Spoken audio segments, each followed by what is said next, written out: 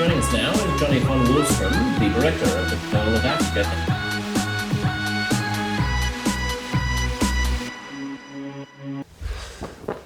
Okay, audio level is okay. I got some focus. Okay, so let me see. How is the audio? Let me see. It was perking. Sometimes no sound. Okay, so mixed mixed ratings of the stream right now. If it's still working, I'm gonna continue, so let me know if it stops working. So I got a question in social media before I started, which was Jonas Westling asked, Canon CNE 18-80 T4.4. It's a like servo zoom type of lens that you use for the more cinematic cameras. I've used it a couple of times. One time, there's like a Swedish Red Bull show about hip-hop artists that go to different places like Copenhagen, New York, Paris, and then they make songs with other up-and-coming artists. So famous artists that do a song together with an up-and-coming artist. So I did 2 seasons of that, but one of the seasons we did with that lens. And most of the time I left it in the bag and only used the prime lenses from Canon, which are amazing, the cinema glass. And that's just because the cinema glass is so nice. You have really nice lens flares and all those things. So I would say if you want to pay that much or rent that expensive type of lens, I don't think it's worth it in that case. Like I use my Sigma that's 18-35 for pretty much everything nowadays because it's sharp, it has really nice flare. I like it. It doesn't have that much flare, but still it's nice.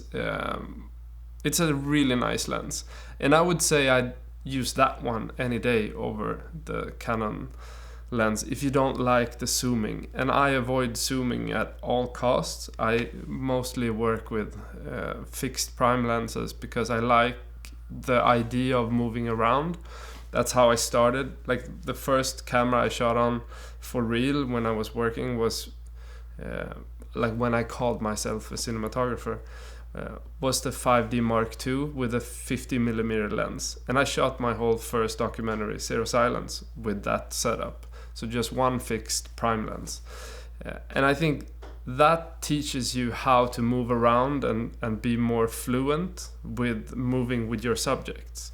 So that's a way of creating a cinematic look to a film. To be like moving around with fixed prime lenses will make it feel more cinematic. Whatever you do, it's going to feel more cinematic because you have to think more about how you move with the subjects. You can't just zoom in and be in the same position.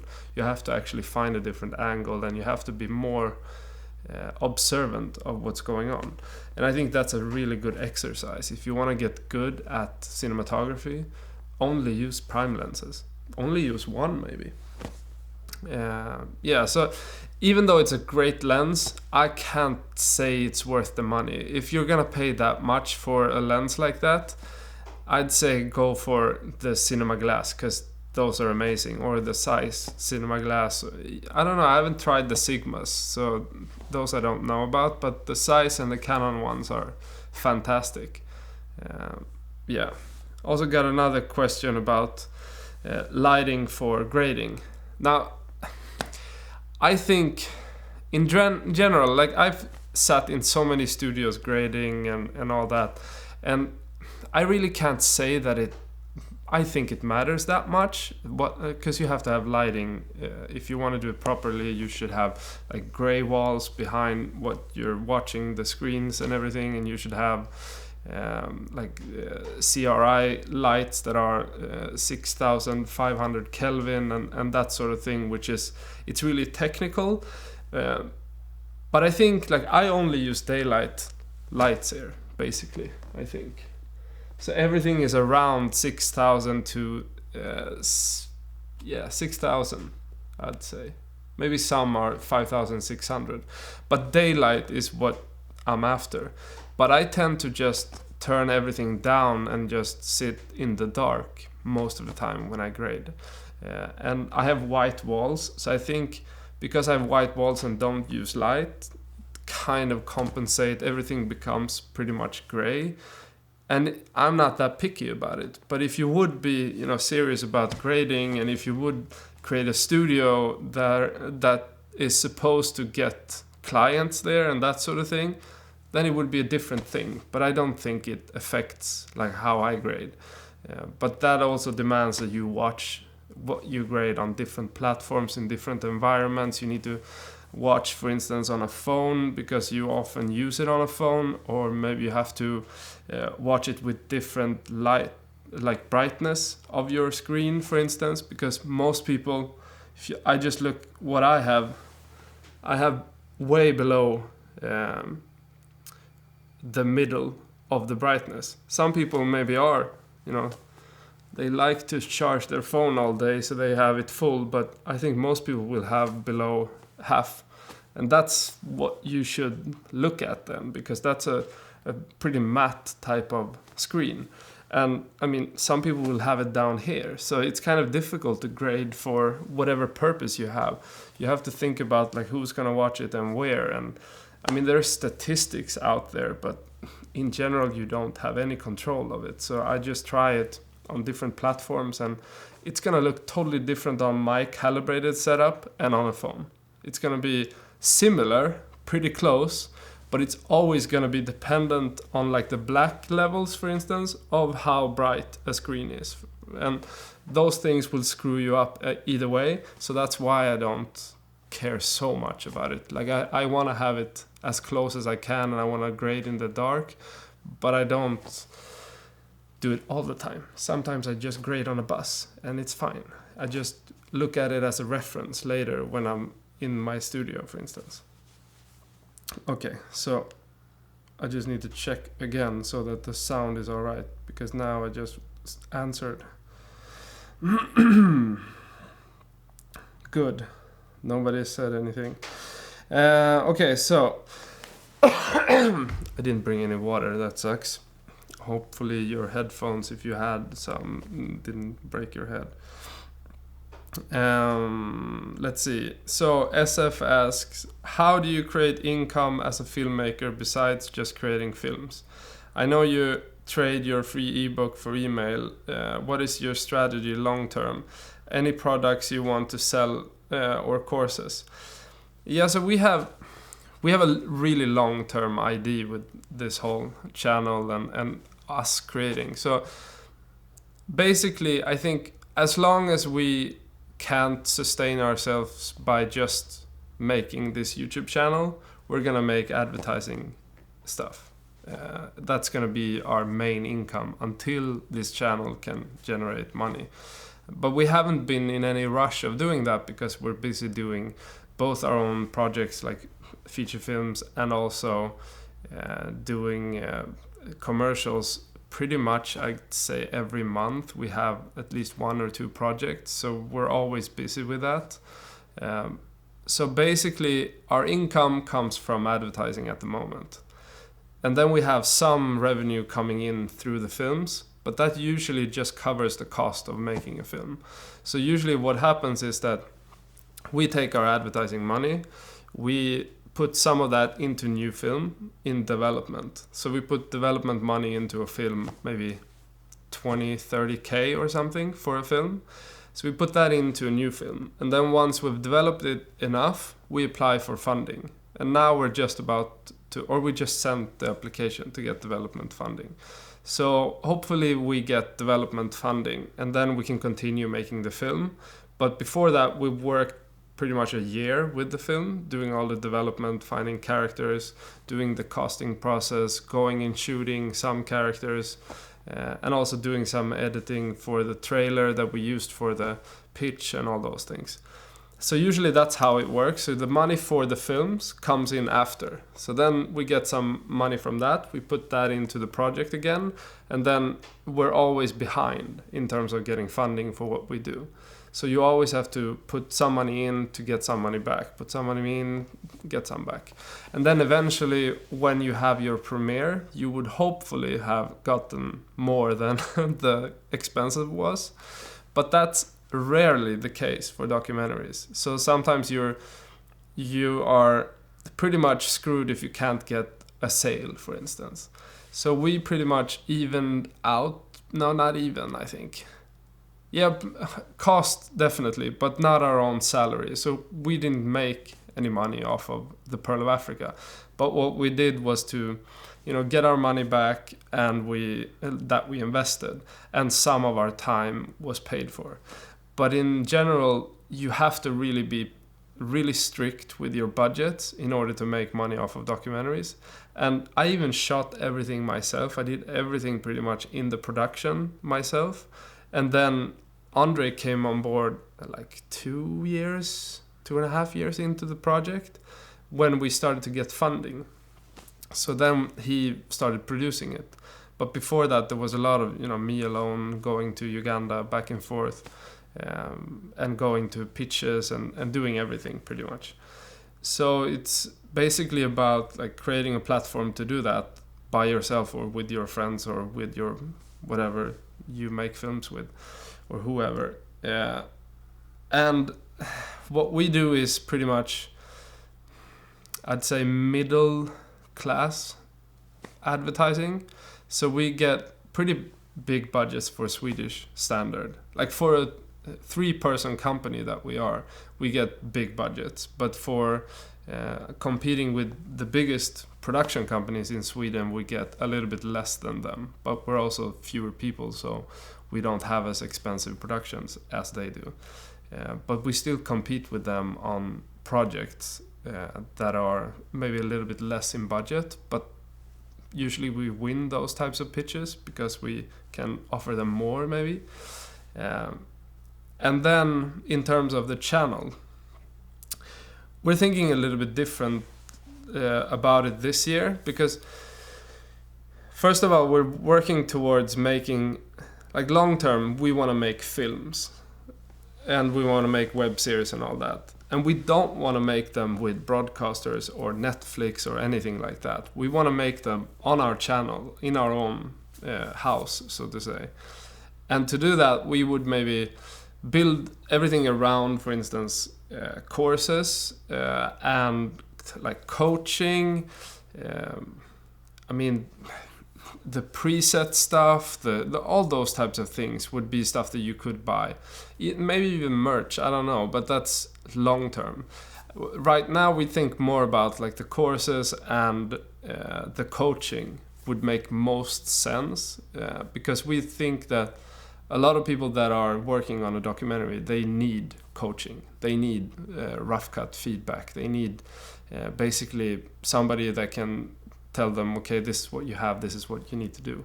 Because most people don't have that, and I had no clue when I started out. So we know that there's a need for it, so that's what we're looking at. And then that could be other stuff too, but I know that for feature films or whatever, people need help. Otherwise, they're not going to get anywhere, pretty much. Audio is cutting out bad for everyone or just Dark Horse. Fix audio. Okay, I'm gonna restart.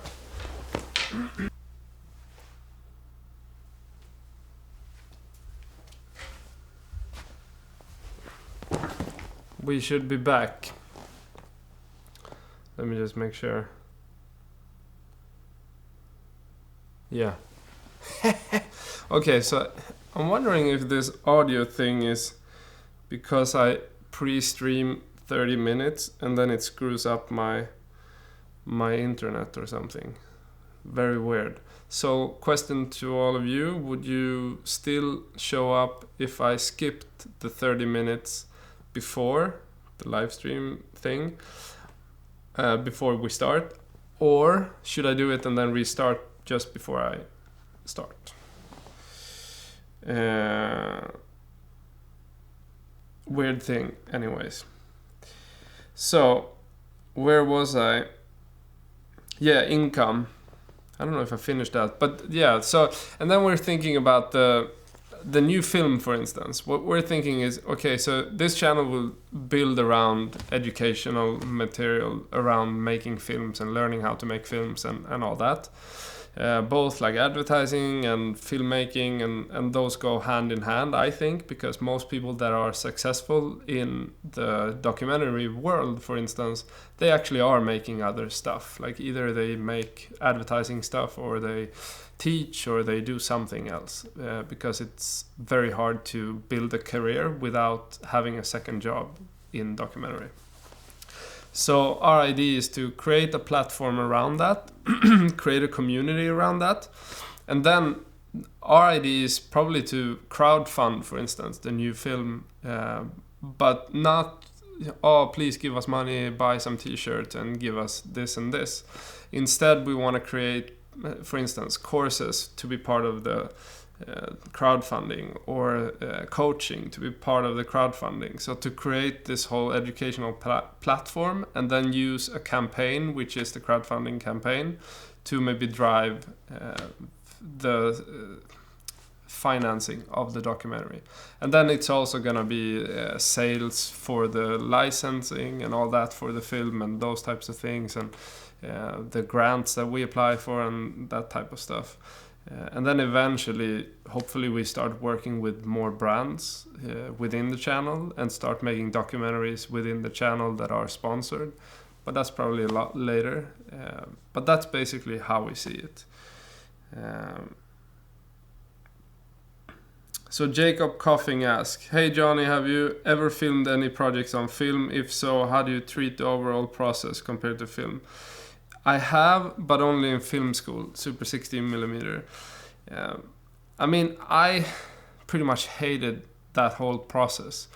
I have shot a lot of stuff on still photography with analog cameras, and I love that process, even being in the dark room and all that. But with film, I think that the whole process of it being so slow in terms of the development and all those things, of course you can get it faster, but it's too expensive and clumsy for the way I like to work. Like, I like the small GH5 type of cameras because I like the small compact form factor. When we shot Super 16, we had wagons with equipment to shoot something that looks much, much worse than any small DSLR camera. So in that sense, it sucks if you don't have lighting and you don't have a whole crew and all those things. But if you do have a big crew, then film is amazing because it has a look to it that you're always trying to recreate in terms of doing something digital. So the look I love, the process of working with film I hate it because it's so clumsy. But it's also, it's so costly to do it, and it's not worth it compared to the result you get from working with an Alexa or a Red or even the C300. It's not worth it. My opinion. Somebody else will kill me for it.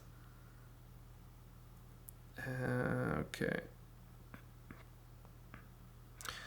Dark Horse, Jonny, if my main camera will be my GH4, what do you think about using 5D Mark II for B-roll in terms of color grading in post?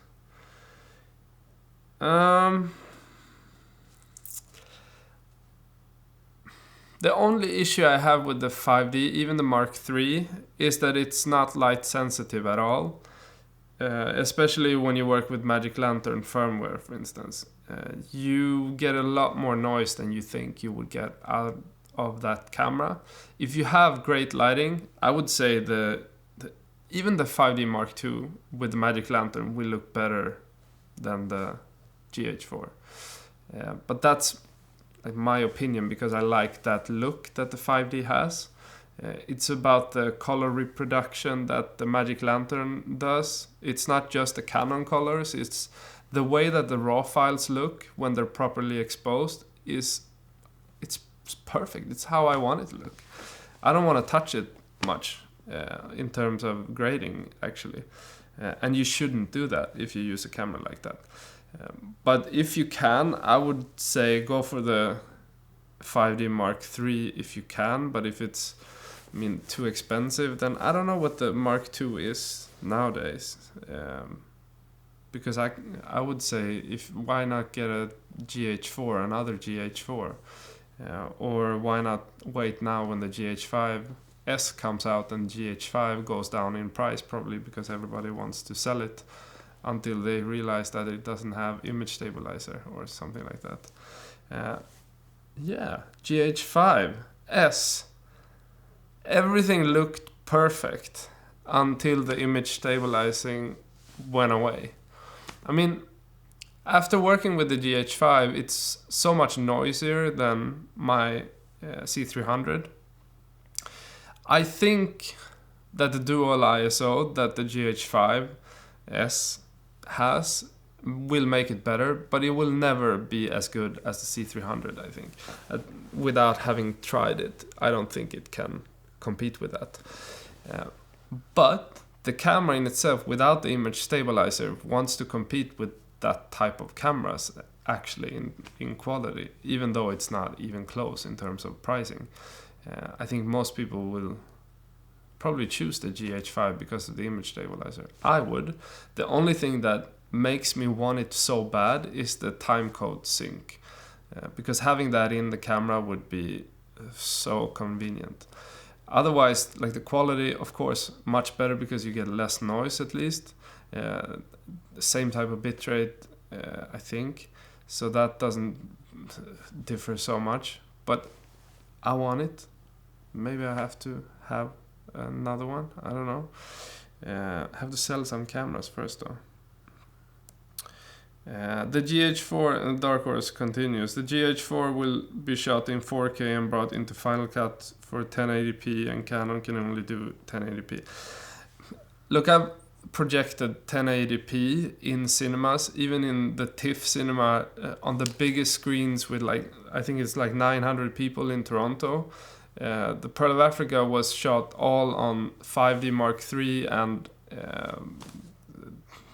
I think the pocket cinema camera only. Maybe also the Blackmagic cinema MFT camera, but I think mainly it was the pocket and the 5D Mark III. And grading it and everything, it looked good, all that. I get to that huge screen, it's massive. It's one of the best cinemas in the world. You go there, you watch it. It looks so much crisper. Everything, the colors, the sharpness, everything is so damn good that you just. So 1080p, enough. You don't have to have 4K. And also working with those cameras, they have a look to them. The 1080p cameras have a look that's it's a little bit less sharp, which is nice. Like the GH5 I think is too sharp. I always blur that one in post. And I have it's a lot of blur actually to get it to look more natural, because it's just too sharp and too digital. And I also add noise or grain in the post-production to kind of make it more filmic as a look. So yeah, doesn't matter 4K. I usually shoot 1080p on the GH5 and also 2K on the C300.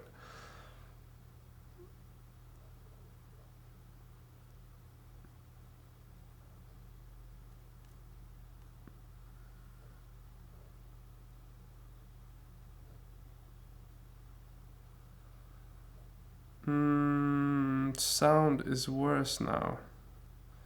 Was this the old one or is it still bad? Bad audio, good audio. Let me actually check the live room here. Live control. See the streaming. So either way, let me answer this one. Where was it?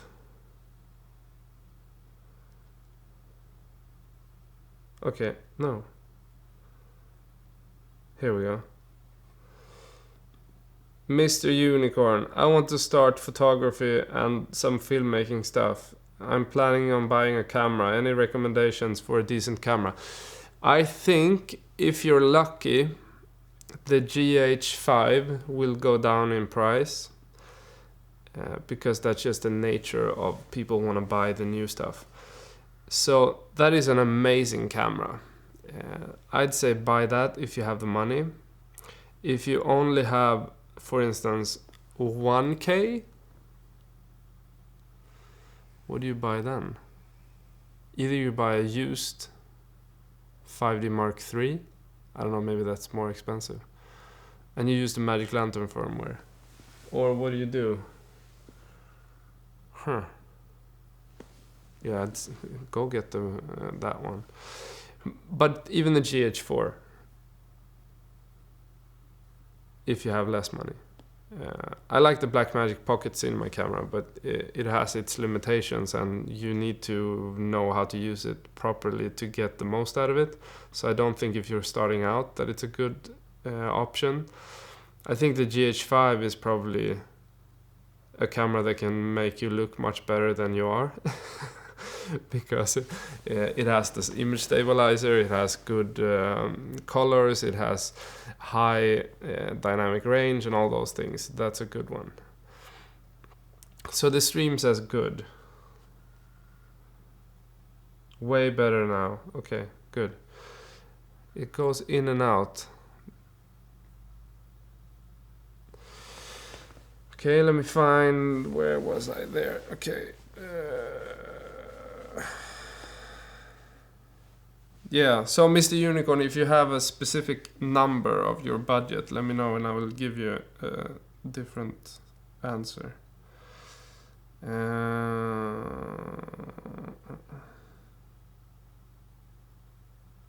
I mean, if you're talking about used cameras that there aren't used cameras, they are in the chat if you haven't looked at it. I think that you can always go on eBay. I've bought tons of shit on eBay that is from somewhere else in the world. So you can always find stuff there. It's often much cheaper than it is in Sweden. So I don't want to sell stuff on eBay, but I want to buy stuff on eBay. Yeah. Pro tip. But also don't rush when you're trying to buy used stuff. Try to look at it, where do the bids end up, and what's a catch, for instance, so that you don't just go there and you throw all your money on the listings that are out there, because you can always make better buys.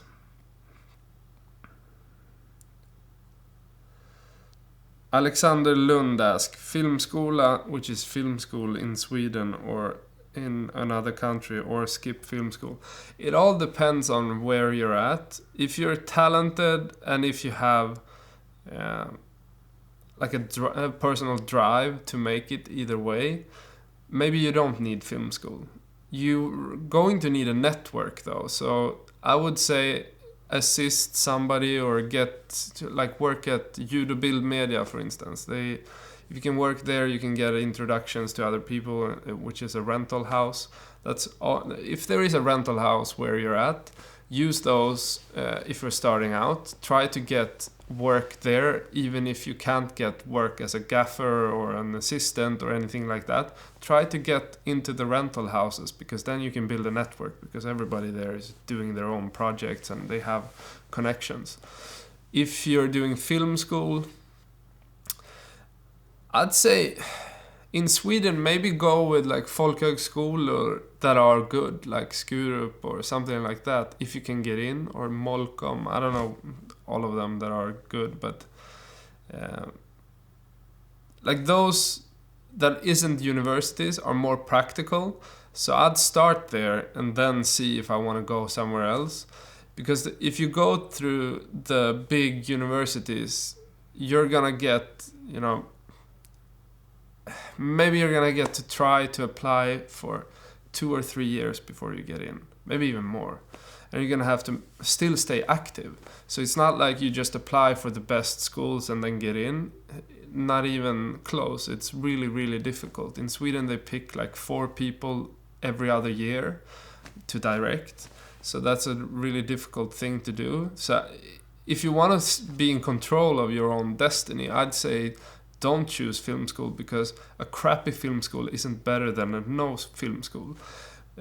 But what you do get in film school is a network, and you build a network of people that are interested in similar things, and once you get out of school, all of you will grow into the business and you will help each other. Hopefully, there's not a lot of people that I went to school with that are still in the film industry actually. So most of the time you just build your network when you get out either way, because you also grow apart from the people that you go to school with. Some people will want to do advertising stuff, and other people will want to do TV, and other people want to do film. But mainly the way to get paid to do stuff is probably to do reality TV or something like that. That's usually where all the editors end up. And it's usually where you actually can get a stable income. So try to get even assistant job at a reality TV place just to get in and start working, because that's more important than knowing, exactly what you want to do. And then quit if you don't like it. But still, it's better to get into the industry in some form, assisting or just working at a rental house, or assisting a cinematographer or DOP or that sort of thing. That's better than nothing. And also, don't be afraid to work for free, because that's also how you build a network.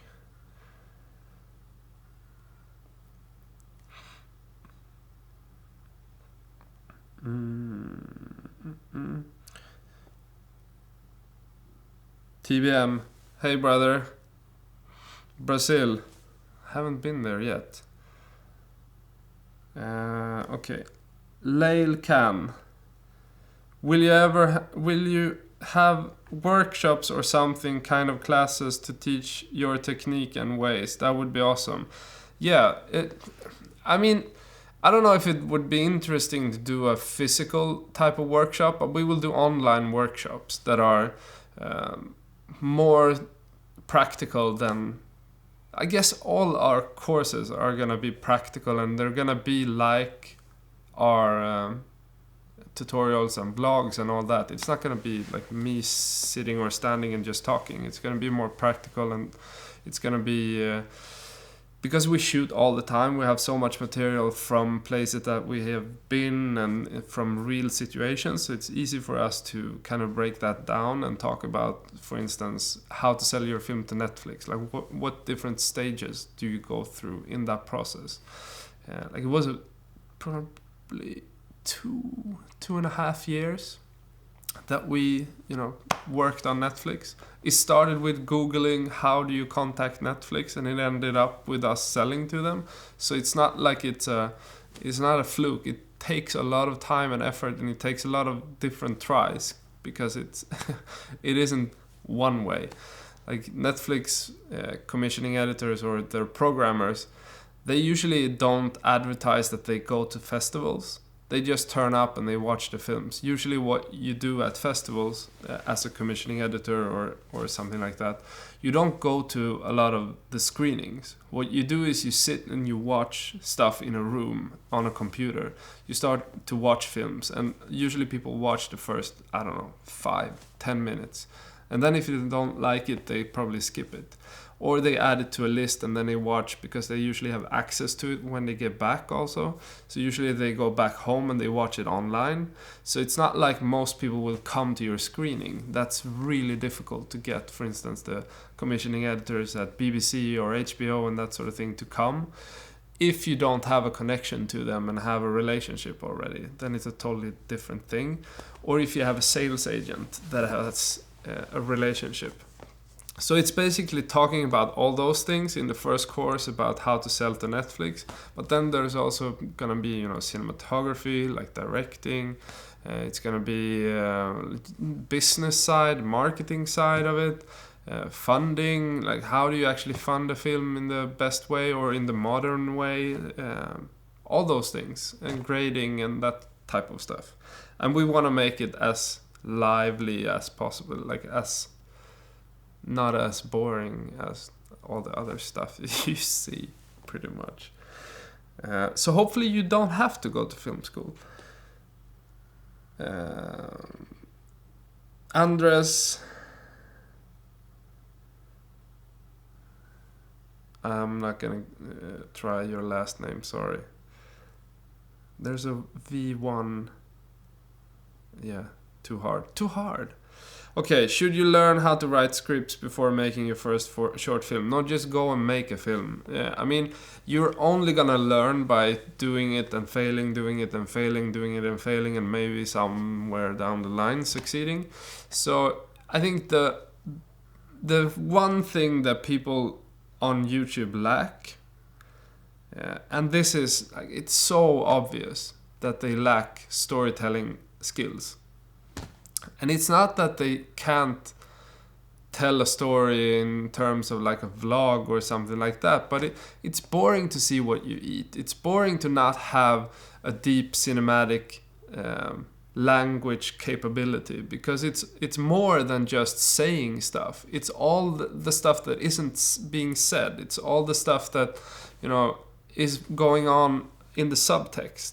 There's so many layers of working with the cinematic language, which isn't just visuals, and it definitely isn't slow motion and some moody music or something like that. Like, the cinematic language is so much more, and you have to read and study storytelling to learn it, because I think most people that just go and they do stuff online, that don't make short films, for instance, they don't understand how much there is, how much is needed when it comes down to storytelling.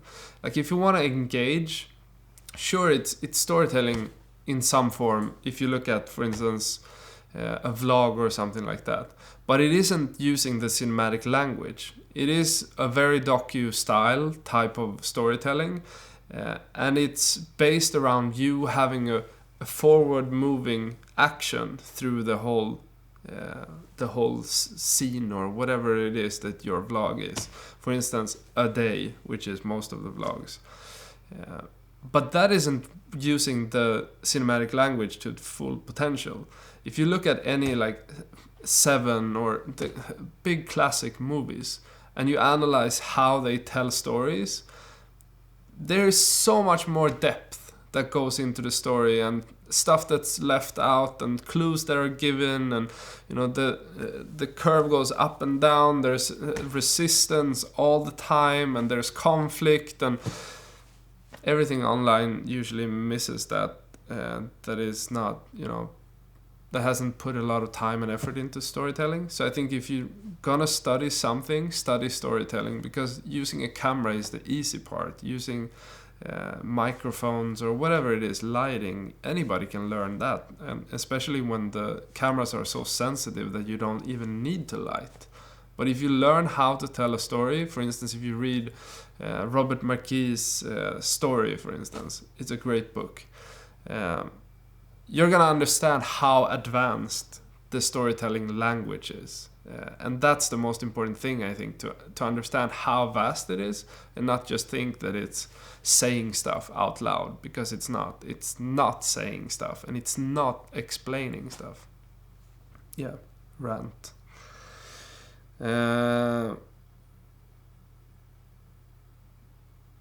TBM, what is your advice of buying Ursa or GH5 or FS5 for Netflix submissions?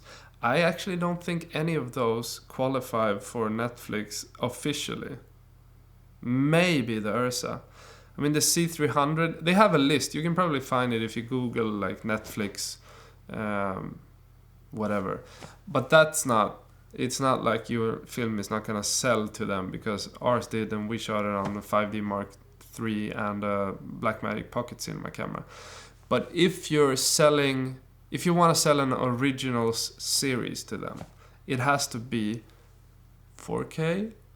It has a very limited camera list. It's about 10 cameras or something.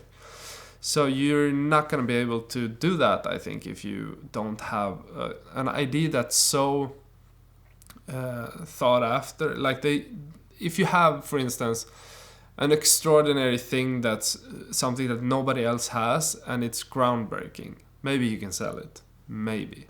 But the thing is that if they want to do any project, they want to make sure that it qualifies to their standards, which is like high resolution type of cinematic productions that they want to have, because they have a library that's gonna not only be this year but 10 years from now or whatever.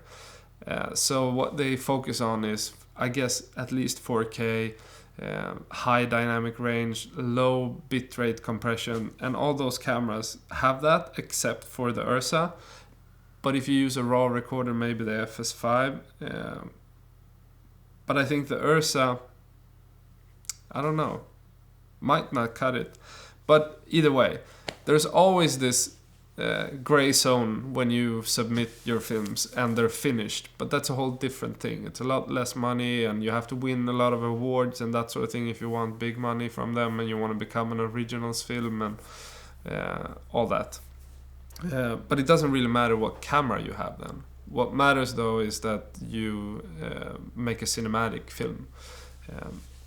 So I'd say look at the list and see what is in your price range. I think the C300 Mark II is probably the cheapest that they have on the list, so it's not cheap if that's what you're after. But as I said, you don't have to have that. So there's always this artistic twist to it. So when I submit my film, they ask me, okay, so is it supposed to be this with a low contrast? Is the black point supposed to be like this, or is it wrong? Or is it an artistic intention? And you just say that it's artistic intention and they let it through if they want your film. So that's basically what you do.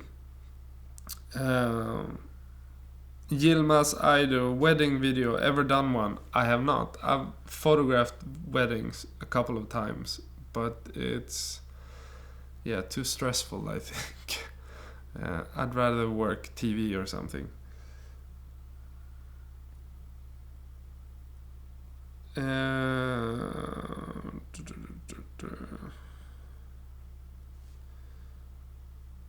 What do you think? Let's see. Val Puya, maybe slaughtered that last name. What do you think about Sony product? Give me advice. I don't like Sony that much because I think they have a digital look to them. It has to do with their noise reduction and it has to do with their sharpening. I think that the cameras have a little bit overhyped. Now I'm talking about the mirrorless series. They have an overhyped light sensitivity, and that's because they have noise reduction and all those things going on. But what happens is that you lose tons of details and it looks unnatural to my eye. And it also breaks apart really easily when you start to grade it because it has really low bitrate in terms of how they record it. So it doesn't hold up for pushing it like the C300 does. That's my advice. I've shot on the cinema cameras and they hold up. They're really good, but I'm not a Sony guy. If Sony doesn't pay me, then I might change. Sony, come.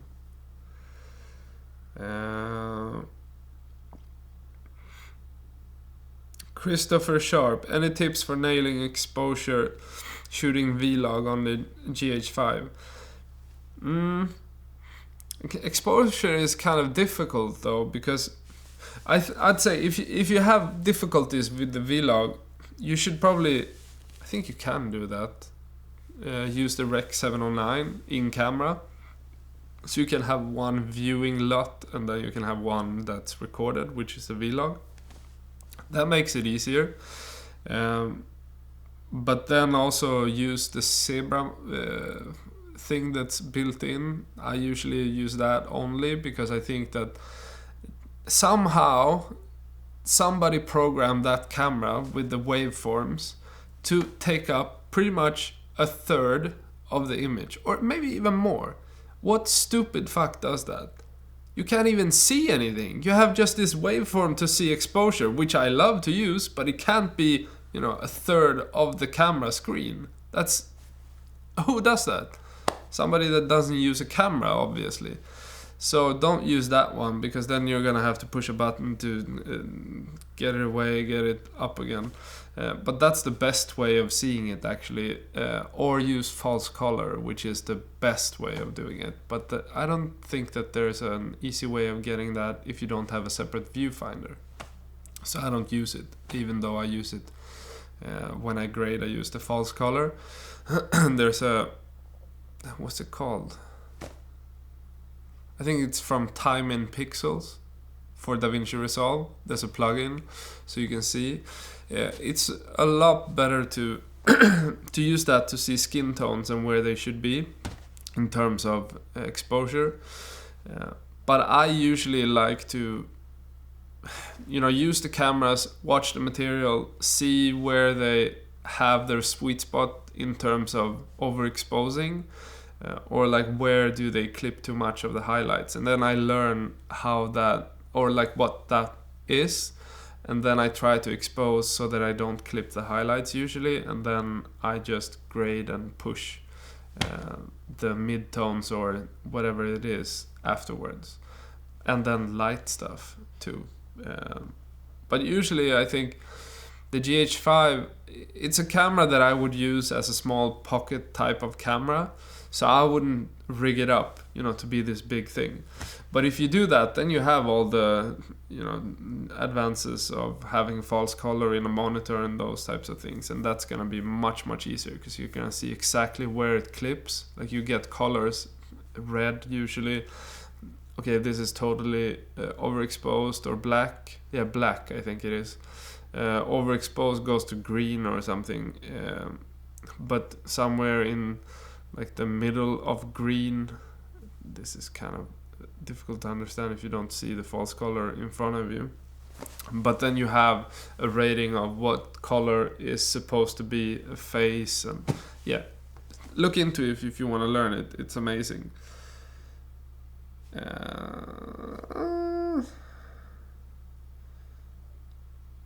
Okay, so Mr. Unicorn, 2K would be max at this time. GH5, probably best choice. Especially since it can take stills and film. The stills are amazing, the film is amazing. Just know that it gets a bit too noisy if you go... I'd say use it at 400 ISO if you can. But I usually go up. I can push it to 800 and be okay. Barely okay if you do some noise reduction. But if you go up to 1600 and above, then you're gonna get a much messier picture. So know that about the camera. And that's just because the sensor is small and it gets noisier. And if you want light sensitivity and don't want to light stuff, then maybe the Sony cameras are a better option. Or the... What do we have? Which ones are light sensitive except them? Actually, there aren't many that are light sensitive. The Canon cameras are too compressed and all that. No, I don't think... I think Sony, if you don't want to light stuff, but be aware that there's a lot of processing going on that's making your image a bit, unnatural.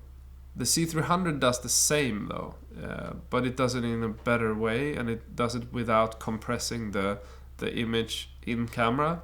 So it has higher bitrate, so it doesn't look as bad.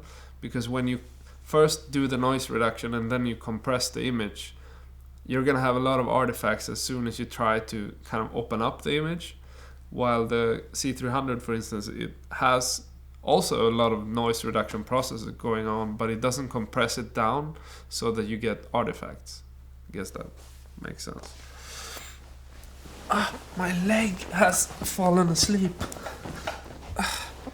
Okay, so let me see. Last question. Online workshop sounds even better. Thanks so much. I've been following you since you started the channel. Awesome content. Yeah, I think so too. I've done a couple of them just to see like what people do. I could recommend 2 of them actually. Both of them are photographers. Alex Stroll did one, which is really good. Mainly look at the last module, I think, if you want to learn how to work with brands and that sort of thing. But also Chris Burkhardt also did one. I think that one is really more of a practical type of course, actually, more workshopy. Yeah.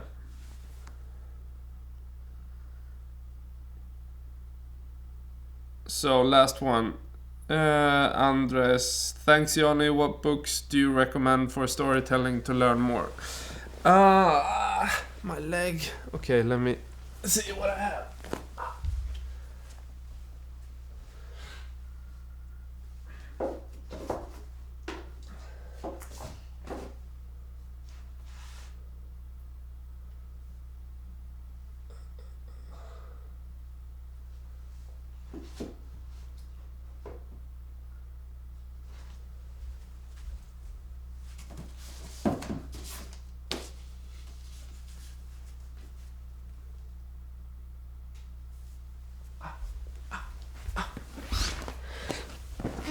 Okay, so Robert Mckee, Story, amazing book. Told you about that one. If you're interested in transmedia, I mean, transmedia is kind of difficult to get into now, I guess, because it's gone way beyond that. But I think understanding the interactive part of storytelling is good, and for that, this is a good book. But I wouldn't read this if you haven't read everything else, because I mean it's good, but yeah. But books like this, 45 Master Characters. It's also this one is by Schmidt something.